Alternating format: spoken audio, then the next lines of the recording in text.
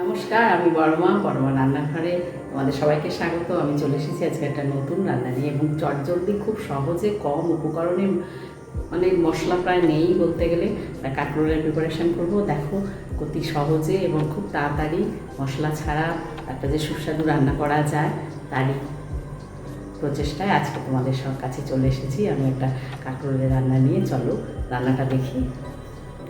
খুব কম উপকরণে একটা সুস্বাদু কাঁকরোলের রান্না করব আজকে আমি। কাঁকরোলটা যেহেতু বড় ছিল, মানে সাইজে মোটা বড় ছিল, সেই জন্য আমি এইভাবে কেটেছি।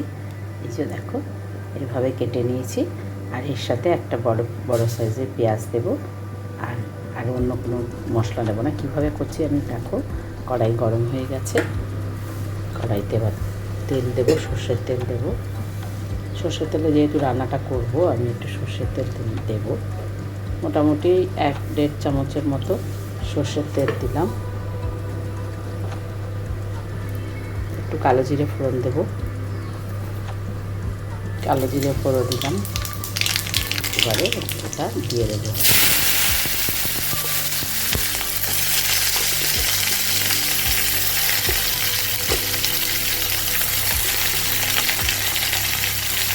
এবারটা আবার নাড়াচাড়া করে একটু লবণ দেবো যাতে নরম হয়ে যায়। নরম হয়ে গেলে এবারটা এবার নাড়া দিয়ে একটু নরম হয়ে গেলে একটু লবণ দেবো তাতে, যাতে তাড়াতাড়ি নরম হয়ে যায়। এবার ঢাকা দিয়ে দেবো। মোটামুটি অনেকটা নরম হয়েছে। এবারে লবণ দেবো আর একটু নরম হওয়ার জন্য, তাড়াতাড়ি কুক হয়ে যাওয়ার জন্য। স্বাদ অনুযায়ী লবণ দেবো। লবণটা সম্পূর্ণ অপশান, আর যারা যেরকম লবণ খায় সেই কিছু দেবে।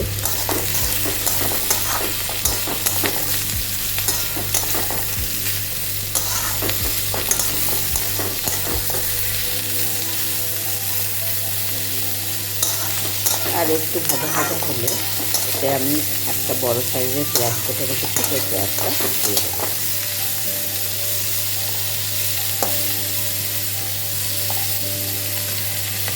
এবারে পেঁয়াজটা দিয়ে দেবো।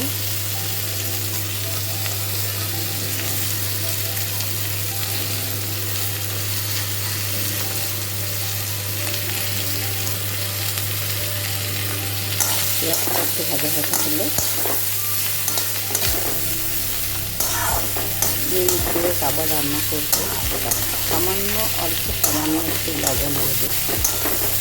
লবণটা দিয়েছি, একটু হলুদ দেবো। সামান্য একদম 1/2 চামচের মতো লবণ হলুদ দিয়েছি।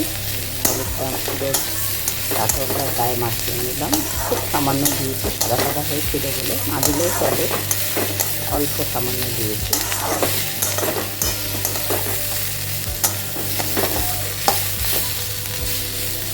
পেঁয়াজটা ভাজা হয়ে গেলে ভাজা হওয়া পর্যন্ত অপেক্ষা করব। একটু ভাজা হোক। ভাজা সমস্ত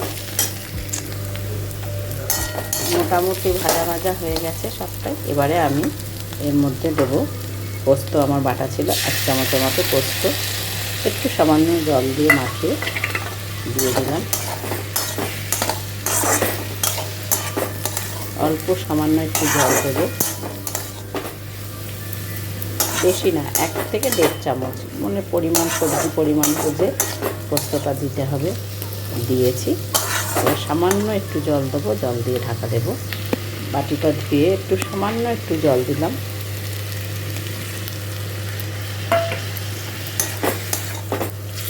আর কোনো মশলা নয়। এবারে সামান্য, যেহেতু পোস্ত দিয়েছি, সামান্য 2-4টে চিনির দানা দিয়ে ঢাকা দিয়ে দেবো।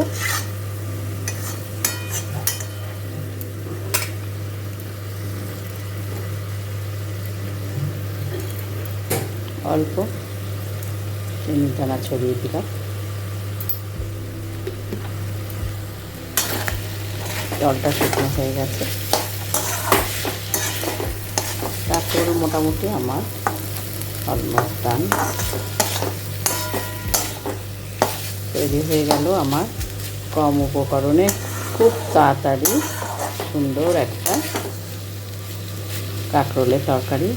একবার হলেও করে খেয়ে দেখো, ভালো লাগে, খুবই সুন্দর সুস্বাদু খেতে। যারা কাঁকরোল খেতে ভালোবাসে তাদের পক্ষে তো খুবই উপাদেয়।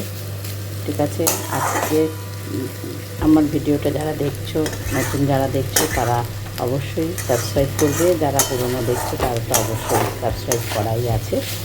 যাই হোক, আজকে পুরো ভিডিওটা দেখার জন্য, আমার এই ভিডিওটা পুরো দেখার জন্য অসংখ্য অসংখ্য ধন্যবাদ। তৈরি হয়ে গেল আমার কাঁকরোলের তরকারি।